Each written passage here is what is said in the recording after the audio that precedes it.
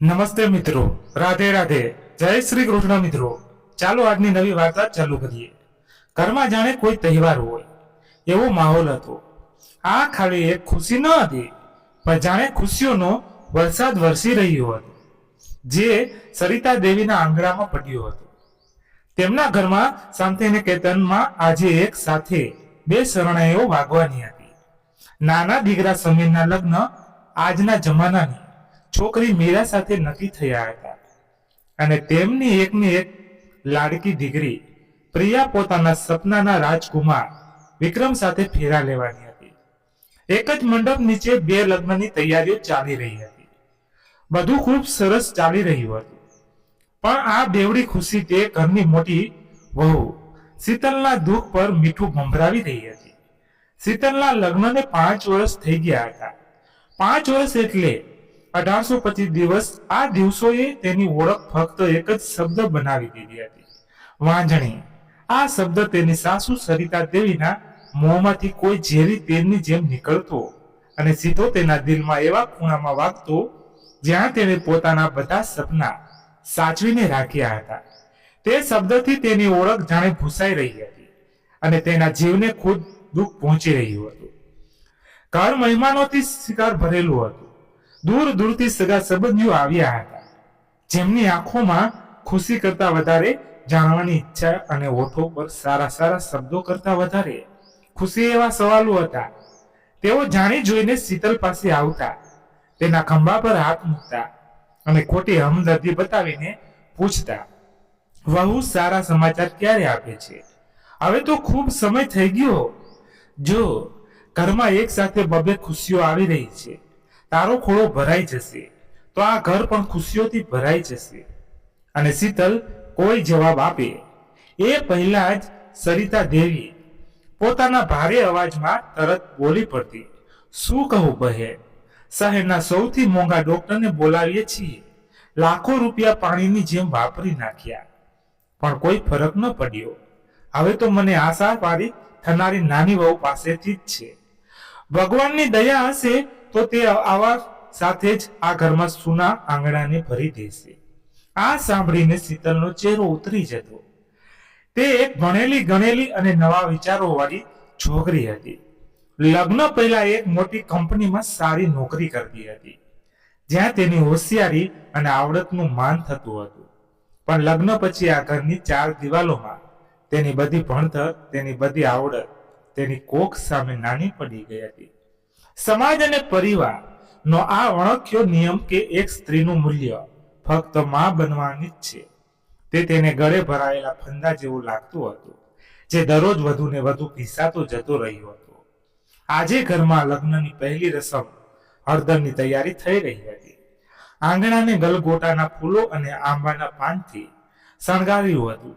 એક બાજુ પ્રિયા પીળા કપડા અને ફૂલના ઘરેણા પહેરીને હસતી રમતી પોતાની બહેનપણીઓ સાથે ઘેરાયેલી હતી, તો બીજી બાજુ થનારી નાની વહુ મીરા ઘરે મોકલવાના શકુનની થાળીઓ તૈયાર થઈ રહી હતી. હળદર, ચંદન, સૂકા મેવા, ફળો અને 16 શણગારનો સામાન, દરેક વસ્તુ છેવટથી ગોઠવેલી હતી. દરેક વસ્તુ શુભ ગણાતી હતી. અરે બધી અહીં ઊભી રહીને શું વાતો કરો છો? જાઓ, હળદરની રસમનો સમય થઈ ગયો છે. સરિતા દેવીએ આંગણામાં ટોળે વળેલી ઉભેલી બાઈઓને કહ્યું. પણ એક વાર પણ પોતાની મોટી વહુ શીતલને બોલાવી નહીં. શીતલ તે સમયે રસોડામાં જ હતી, જે આ 5 વર્ષમાં તેનું પાકું ઠેકાણું બની ગયું હતું. તે મહેમાનો માટે ચા નાસ્તાની વ્યવસ્થા જોઈ રહી હતી. રસમ શરૂ થાય એ પહેલા પ્રિયા તૈયાર થઈને કોઈ પરીની જેમ રસોડામાં આવી. તે પોતાની ભાભીનું દુઃખ અને તેમના આંસુને સમજતી હતી. તેણે પાછળથી આવીને શીતલનો હાથ પકડી લીધો. ભાભી, શીતલે ચોંકીને પાછળ જોયું. પોતાની નણંદને પીળા કપડામાં ફૂલોથી શણગારેલી જોઈને આ તેના ચહેરા પર એક નામ માત્રનું હાસ્ય આવ્યું. પછી પોતાના આંસુ છુપાવતા તે બોલી, અરે તું તો ખૂબ જ સુંદર લાગે છે, કોઈની નજર ન લાગે મારી વહાલી નણંદને. તેણે પ્રિયાના કપાળ પર એક કાળો ટેકો લગાવતા કહ્યું, મારી ખુશી તમારા વગર અધૂરી છે ભાભી, તમે પણ ચાલો ને બહાર. પ્રિયાએ જીદ કરી, તમે કેમ હંમેશા આ રસોડામાં પુરાઈ રહો છો? શીતલ તેના આ ભોળા પ્રેમ સાથે ના પાડી શકી નહીં. તે તેની સાથે બહાર આંગણા સુધી તો આવી, પણ તેને ખબર હતી કે તેની હદ બસ અહીં સુધી જ છે. આંગણામાં ઢોલક વાગી રહ્યું હતું અને બાઈઓ હળદરના ગીતો ગાઈ રહી હતી. સરિતા દેવી પોતે બધી રસમોમાં આગળ હતા. તેમણે જેવી શીતલને પ્રિયા સાથે ઉભેલી જોઈ, તેમની આંખો ગુસ્સાથી તંગ તે થઈ. તેમનો ચહેરો કઠણ થઈ ગયો. પ્રિયા, તું અહીં શું કરે છે? ચાલ, તને હળદર લગાવવાની છે. તેમણે પોતાની દીકરીને બોલાવી અને પછી શીતલ બાજુ ફરીને ગુસ્સામાં કહ્યું, અને તને ખબર નથી પડતી કે આ હળદરની શુભ રસમ છે. એક દીકરી ઘરેથી જાય છે અને બીજી બહુ ઘરમાં આવે છે. હું નથી ઈચ્છતી કે આ બંનેના સારા નસીબ પર કોઈ વાંજણીનો પડછાયો પડે. જા, રસોડામાં ધ્યાન રાખ. મહેમાનો માટે કઈ ઓછું ન પડવું જોઈએ. આ શબ્દો ન હતા, આ એક તમાચો હતો જે બધાની સામે શીતલના મન પર વાગ્યો હતો. આજુબાજુ ઉભેલી કેટલીક બાઈઓએ દયાથી તેની સામે જોયું. કેટલીકે મોઢું ફેરવી લીધું અને કેટલાકના ચહેરા પર ખરાબ હાસ્ય આવી ગયું. પ્રિયાએ પોતાની માને રોકવાનો પ્રયત્ન કર્યો. માં, તમે આ શું બોલી રહ્યા છો? બોલો છો? એ મારી ભાભી છે. ચૂપ કરતું, તને આ બધી વાતોમાં સમજ ન પડે. સરિતા દેવીએ તેને વઢી. સારા કામમાં અપશુકન ન કરાય. શીતલના પગ ત્યાં જ ચોંટી ગયા. તેનું મોઢું અપમાનથી લાલચોળ થઈ ગયું હતું. આંખોમાં આંસુનો દરિયો હતો જે બહાર આવવા તૈયાર હતો, પણ તે રડી નહીં. તેણે પોતાની બધી પીડા, બધું અપમાન અને બધું દુઃખ પોતાની અંદર જ સમાવી લીધું અને ચૂપચાપ પાછી રસોડા બાજુ ફરી ગઈ. જે હવે તેના માટે આ ઘરમાં એક જ એવી જગ્યા હતી જ્યાં તે દુનિયાની નજરોથી છુપાઈને રડી શકતી હતી. લગ્નની રસમો ધામધૂમથી પૂરી થઈ. ઘર શરણાઈ, મંત્રો અને હસવાના અવાજોથી ગુંજતું હતું, પણ શીતલ માટે આ દરેક અવાજ એક ઘોંઘાટ હતો જે તેની અંદરની ચૂપકીદીને વધુ વધારી રહ્યો હતો. તે એક મિશનની જેમ કામ કરી રહી હતી. મહેમાનોની સેવા, રસોઈની તૈયારી અને નોકરો પર ધ્યાન રાખતી હતી. જ્યારે પ્રિયાની વિદાયનો સમય આવ્યો ત્યારે માહોલ ગમગીન થઈ ગયો. પ્રિયા બધાને ભેટી રહી હતી, પણ તેની આંખો પોતાની ભાભીને શોધતી રહી હતી. તેણે શીતલને એક ખૂણામાં ચૂપચાપ ઉભેલી જોઈ અને દોડીને તેને ભેટી પડી. ભાભી, પોતાનું ધ્યાન રાખજો. તેણે શીતલના કાનમાં ધીમેથી કહ્યું. માની વાતો દિલ પર ન લેતા. તે જેવી પણ છે દિલની ખરાબ નથી. શીતલ કંઈ બોલી ન શકી. તેનું ગળું ભરાઈ આવ્યું. પ્રિયા એકલી જ હતી. તે તેનું ન કહેવાયેલું દુઃખ સમજતી હતી. તે જાણતી હતી કે શીતલના શાંત ચહેરા પાછળ કેટલા આંસુ છુપાયેલા છે.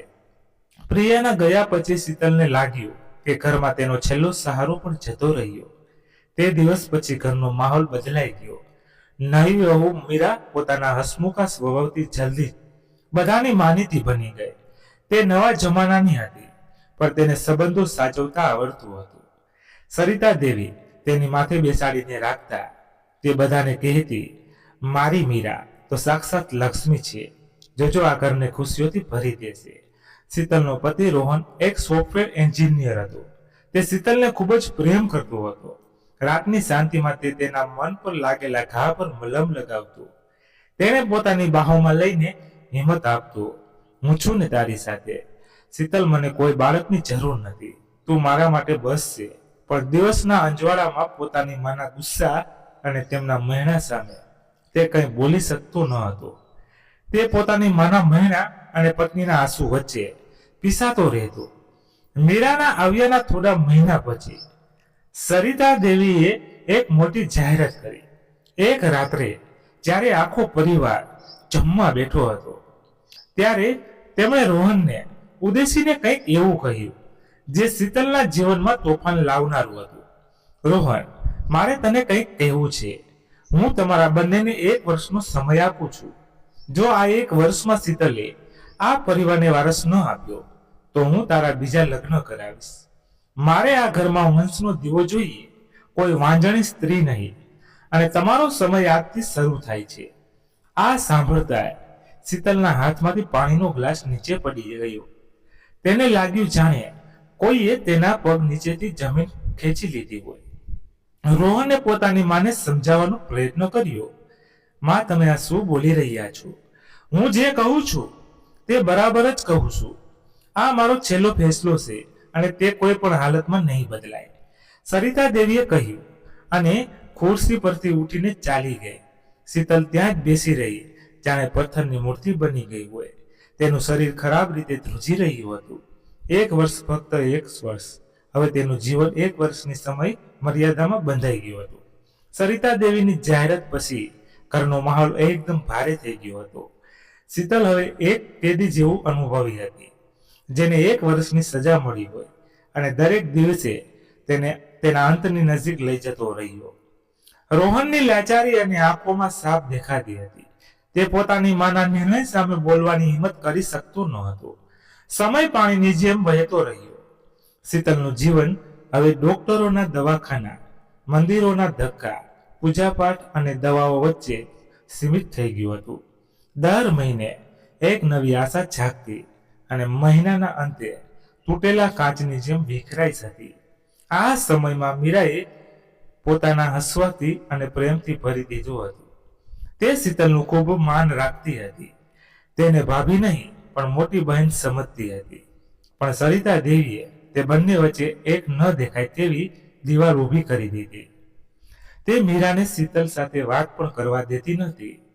પોતાની બંને વહુઓ પર ચાંપતી નજર રાખતી હતી.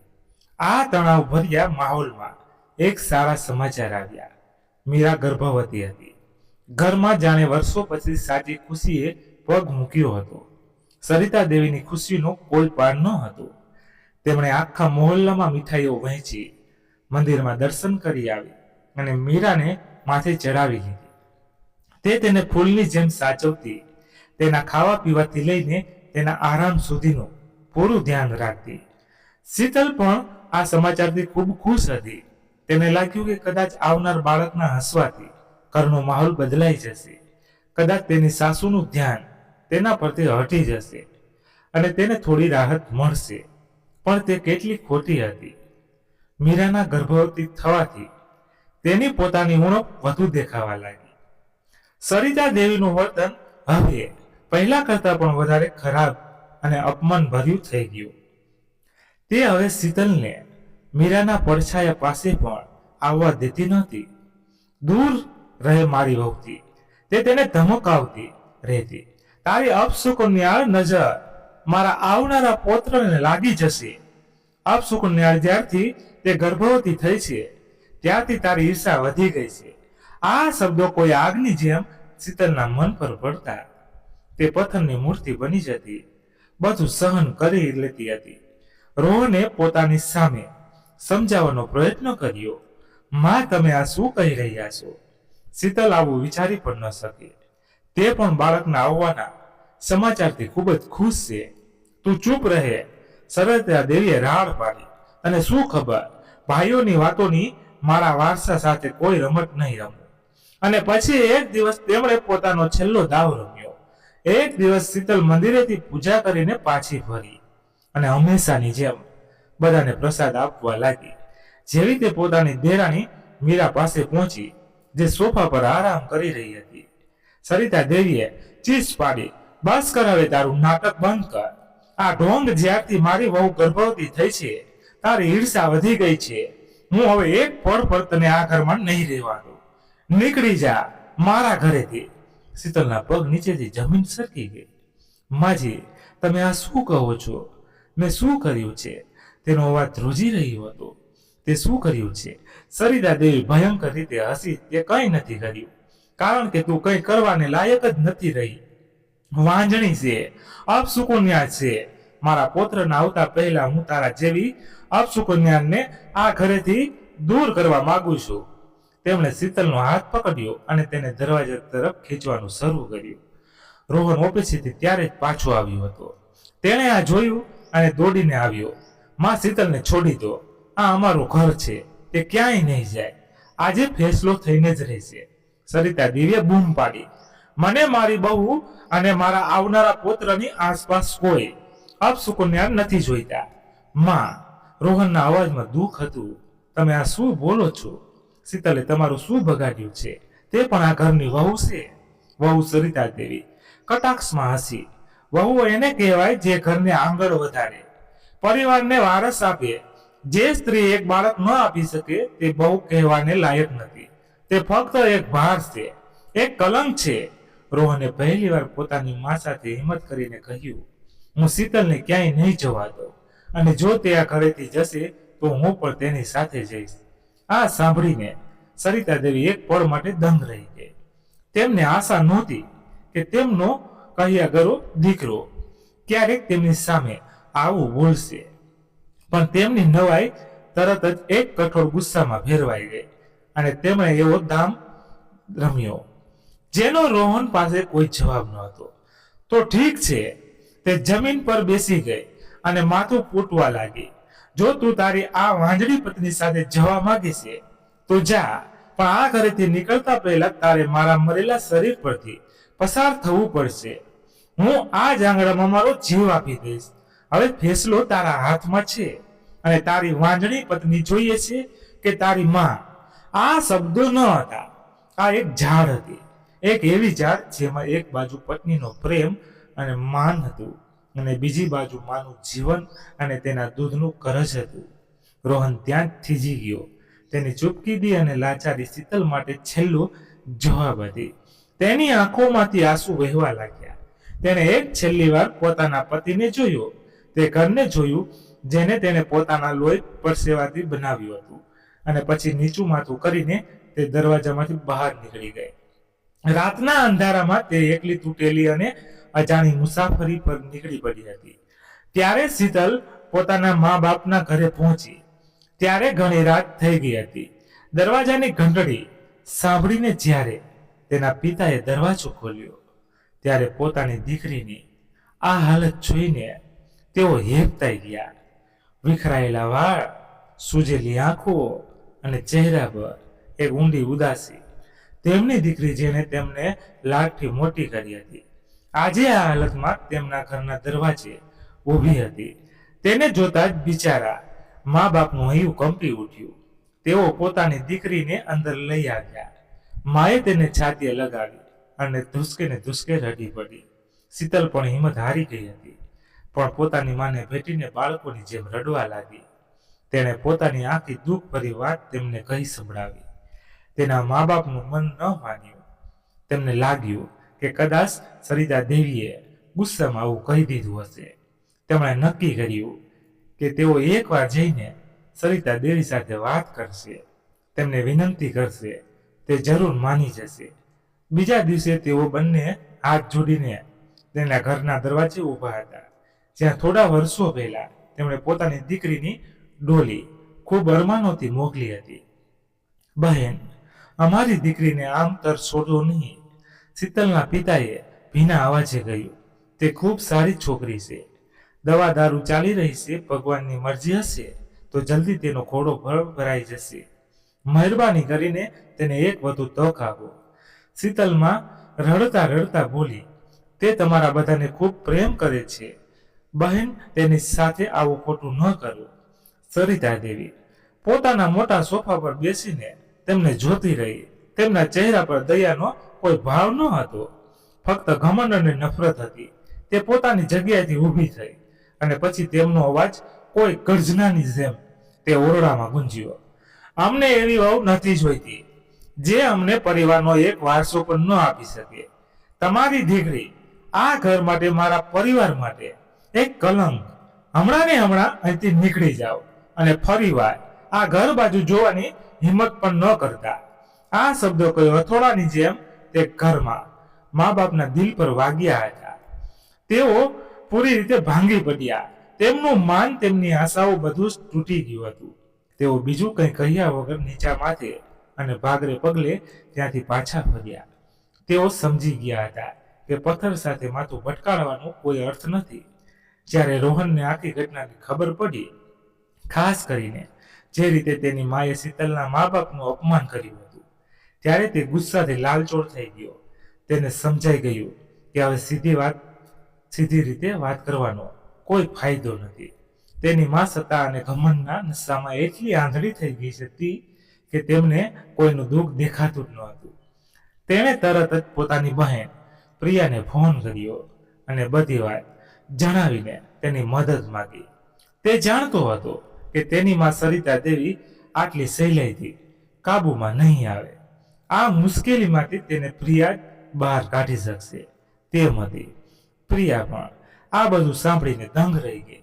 આજ સુધી તે પોતાની માને કેટલી વાર સમજાવી ચૂકી હતી, પણ સરિતા દેવી માનવા તૈયાર જ નહોતી.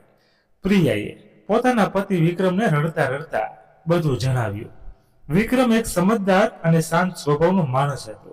તેણે પ્રિયાને શાંત કરી અને કહ્યું, પ્રિયા, રડવાથી કે ગુસ્સો કરવાથી કંઈ નહીં થાય. આપણે કંઈક એવું કરવું પડશે જેનાથી માને પોતાની ભૂલ સમજાય. તેમને એ જ દુઃખનો અનુભવ કરાવવો પડશે જે તેમણે શીતલ ભાભીને આપ્યું છે. પણ કેવી રીતે? વિક્રમ પ્રિયાને પૂછ્યું. તેમણે કોઈ વાતથી કોઈ ફરક નથી પડતો. ફરક પડશે પ્રિયા. વિક્રમે એક ઊંડો શ્વાસ લઈને કહ્યું, જ્યારે દુઃખ પોતાનું હોય છે ત્યારે ફરક પડે છે, અને આ કામમાં આપણે તારી સાસુ એટલે કે મારી માની મદદ લેવી પડશે. બંને મળીને એક યોજના બનાવી. એક એવી યોજના જે કઠોર હતી, પણ કદાચ ઝેરને ઝેરથી કાપવાનો આ એકમાત્ર રસ્તો હતો. તેમણે વિક્રમની માં કમલાદેવીની આખી વાત સમજાવી. કમલાદેવી એક ન્યાયને માનનારી અને મજબૂત સ્ત્રી હતી.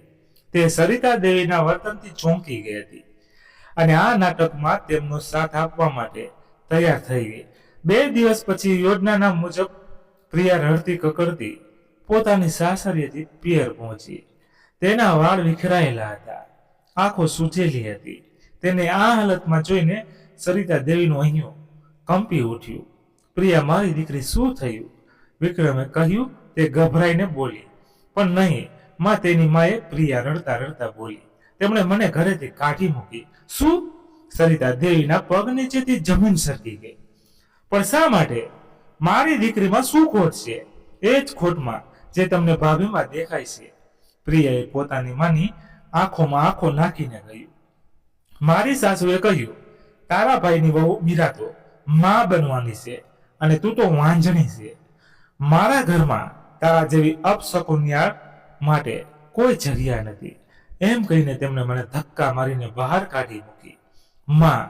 આ સાંભળતા જ સરિતા દેવીને લાગ્યું જાણે કોઈએ તેમની છાતીમાં છરો ફેંકી દીધો હોય. એ જ શબ્દો, એ જ મહેણા, એ જ દુઃખ તે જ શીતલને આપતી હતી.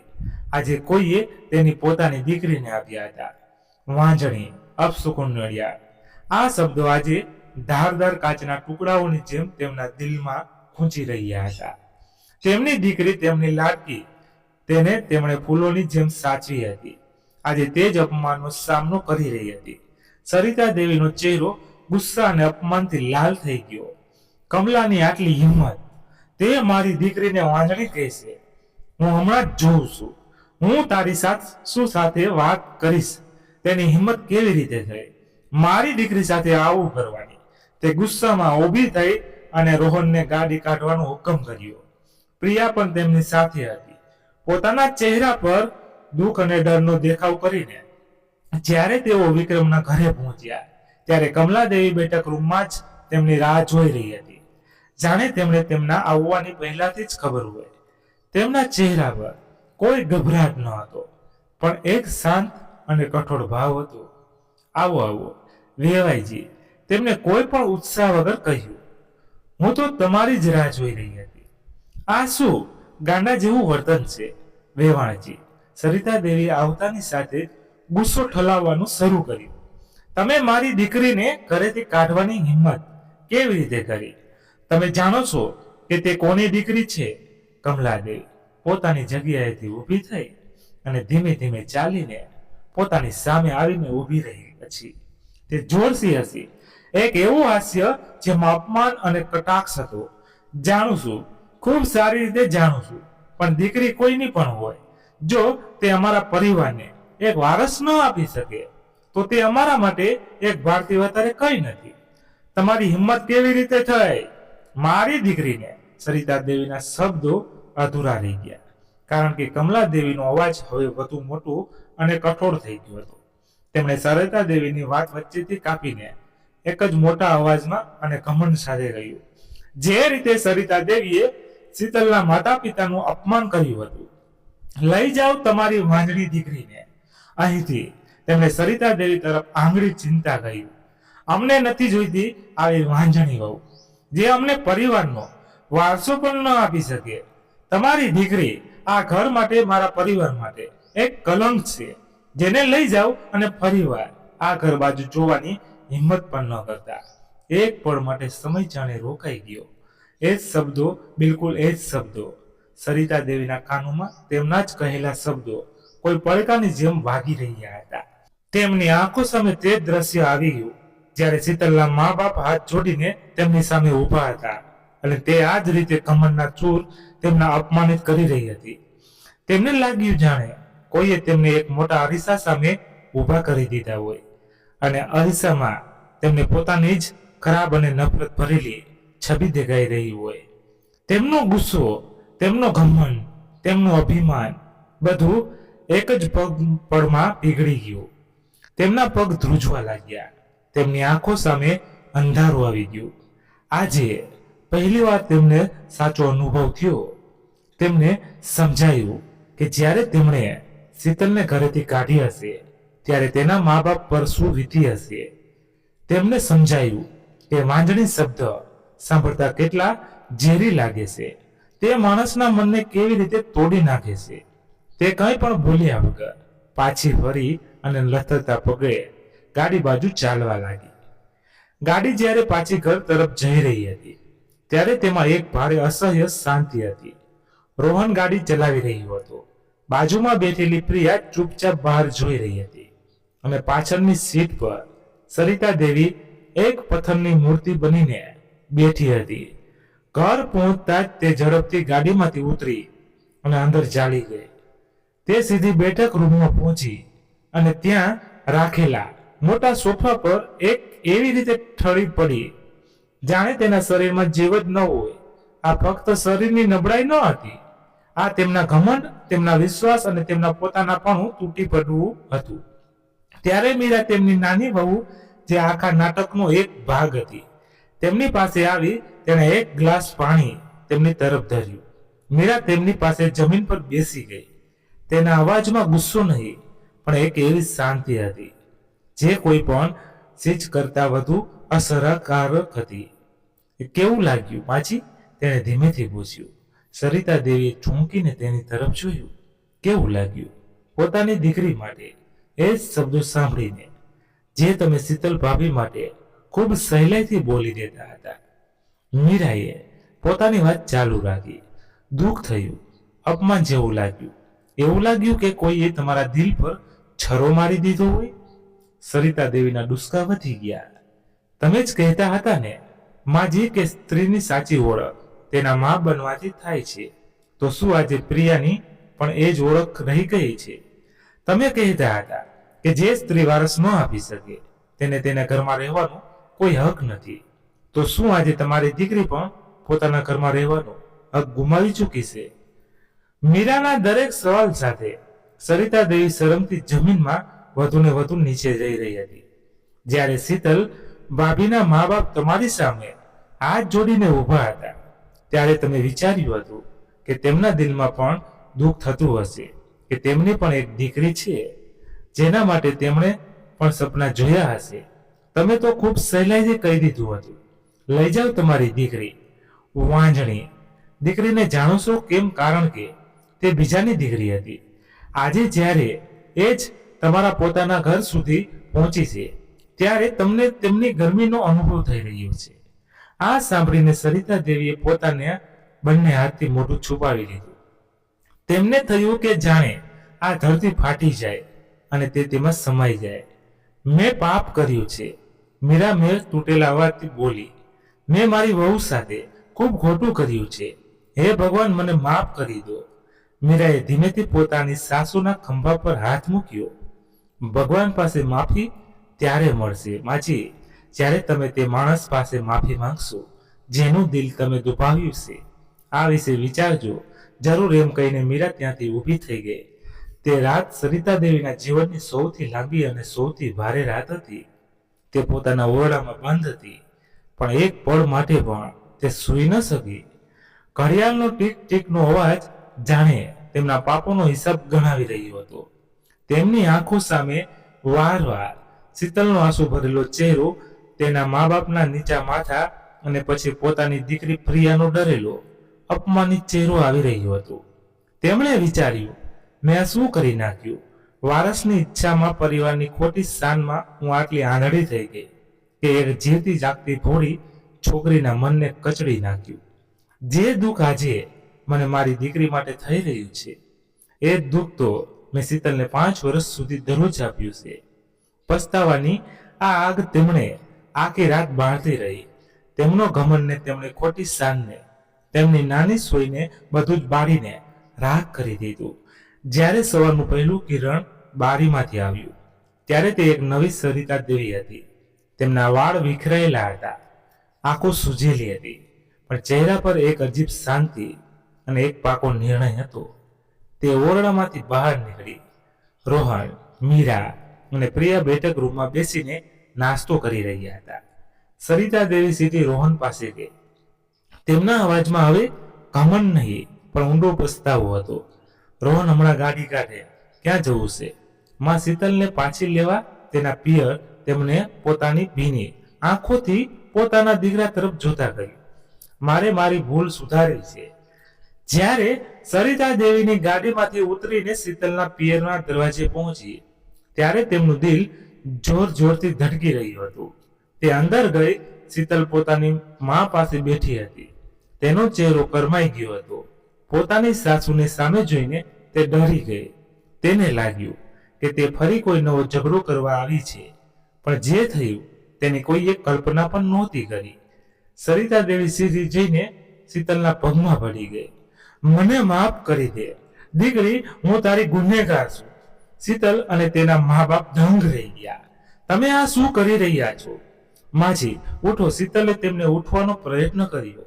નહીં, સરિતા દેવી રડતા રડતા બોલી, જ્યાં સુધી તું મને માફ નહીં કરે હું નહીં ઉઠું. હું આંધળી થઈ ગઈ હતી. દીકરી, વારસની લાલચમાં હું એક માણસથી રાક્ષસ બની ગઈ હતી. જે દુઃખ મેં તેને આપ્યું, આજે જ્યારે એ જ દુઃખ મારી પોતાની દીકરી પર આવ્યું, ત્યારે મારી આંખો ખુલી. મેં પાપ કર્યું છે અને પાપીને માફી માંગવાનો પણ હક નથી હોતો, પણ હું છતાં ભીખ માંગુ છું. પોતાના ઘરે પાછી ચાલ દીકરી. તે ઘર તારા વગર અધૂરું છે, સૂનું છે. તેમણે હાથ જોડીને શીતલના મા બાપને કહ્યું, હું તમારા લોકોને પણ ગુનેગાર છું. મેં તમારી દીકરીને દુઃખ આપ્યું, તેને અપમાનિત કરી. થઈ શકે તો મને માફ કરી દેજો. વાતાવરણમાં એકદમ શાંતિ હતી, જેમાં ફક્ત રડવાનો અવાજ ગુંજી રહ્યો હતો. શીતલની માએ આગળ વધીને સરિતા દેવીને ઉઠાવ્યા. જે થયું તે ભૂલી જાઓ વેવાણજી. તમને પોતાની ભૂલ સમજાઈ ગઈ, આટલું જ અમારા માટે ઘણું છે. સરિતા દેવીએ શીતલનો હાથ પકડ્યો અને કહ્યું, દીકરી, હું જાણું છું કે મેં દુઃખ આપ્યું છે તે સહેલાઈથી નહીં ભૂલાય, પણ હું વચન આપું છું, આજથી તે ઘરમાં અને વહુનો પણ નહીં, પણ સૌથી મોટી દીકરીનો દરજ્જો મળશે. તારો ખોળો ભરાય કે ન ભરાય, પણ તું હંમેશા તે ઘરની લક્ષ્મી રહીશ. શીતલની આંખોમાં આંસુ હતા, પણ આજે આ આંસુ ખુશીના હતા, રાહતના હતા.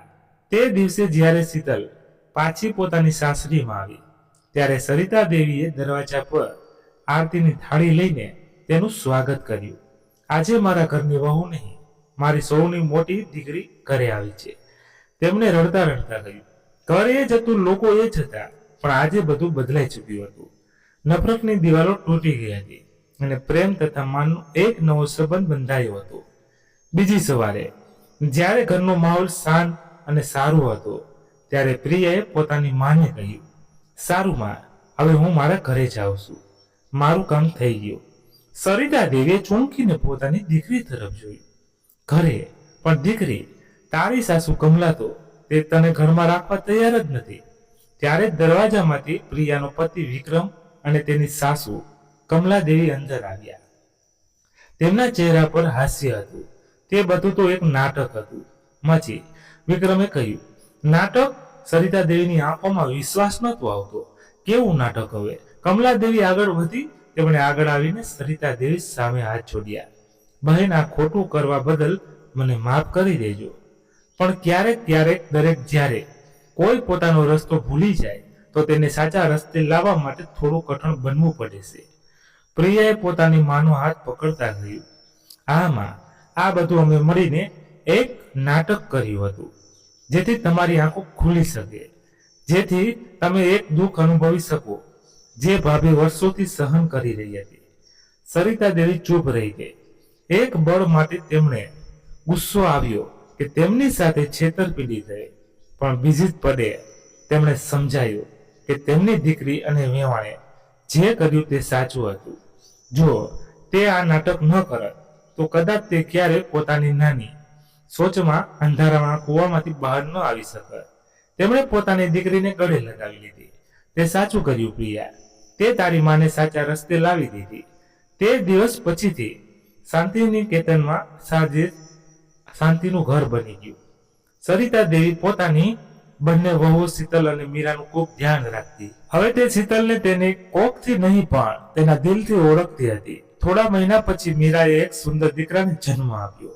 સરિતા દેવીએ હોસ્પિટલમાં બાળકને ઉપાડ્યો અને સૌથી પહેલા તેના શીતલના ખોળામાં મૂકી દીધો. સંભાળ અને શીતલ, તેમને ભીના અવાજે કહ્યું, તું આ કની મોટી વહુ છે, આ બાળકની મોટી માં છે, આના પર પહેલો હક તારો છે. શીતલની આંખોમાંથી ખુશીઓના આંસુ વહેવા લાગ્યા. તેણે બાળકને સાથે લગાવી લીધું, જાણે તેનું જ હોય. સમય વીતતો ગયો. તે ઘર હવે બાળકના ખિલખિલાટ અને ઘરની સ્ત્રીઓના હસવાથી ગૂંજતું હતું. એક સવારે પૂજા કરતા કરતા શીતલને ચક્કર આવી ગયા. તે નીચે પડે એ પહેલા સરિતા દેવીએ તેને પકડી લીધી. તેમણે શીતલનો ચહેરો જોયો. પીળો પડી ગયેલો, આંખો નીચે કાળા કુંડાળા અને તેમના ચહેરા પર એક અનુભવી હાસ્ય આવી ગયું. તે કોઈને પણ કહ્યા વગર તેને ડોક્ટર પાસે લઈ ગઈ. જ્યારે ડોક્ટરે સારા સમાચાર આપ્યા ત્યારે શીતલને એક પળ માટે વિશ્વાસ જ ન થયો. 5 વર્ષની રાહ, અસંખ્ય આંસુ, અસંખ્ય દુઃખ પછી આજે ભગવાનને તેની પ્રાર્થના સાંભળી હતી. ઘરે પાછા ફરીને જ્યારે આ સમાચાર આપવામાં આવ્યા ત્યારે આખા ઘરમાં દિવાળી જેવો માહોલ થઈ ગયો.